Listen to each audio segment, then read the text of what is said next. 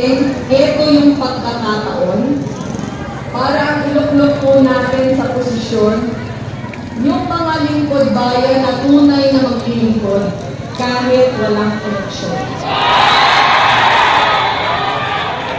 Pag meron po mga mangangako sa atin, parang mga dalagang nililigawan, huwag tayo kaagad magpabudol. Pag meron po pangako, ano ang dapat gawin? Resibo! Lahat na mangako, hanapan natin ang resibo. Pero yung resibong totoo, ha?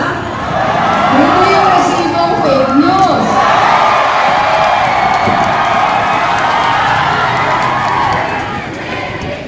Natin yung pagka-desisyon natin ngayon. Pag-desisyon na hindi na ako mamahal ng lubos. Pero pag-desisyon na ang pagmamahal na yan, ipapakita natin sa ating salita, sa ating gawa, at sa ating puso. Dahil puso at pagmamahal yung magpapanalo sa ating ngayong eleksyon.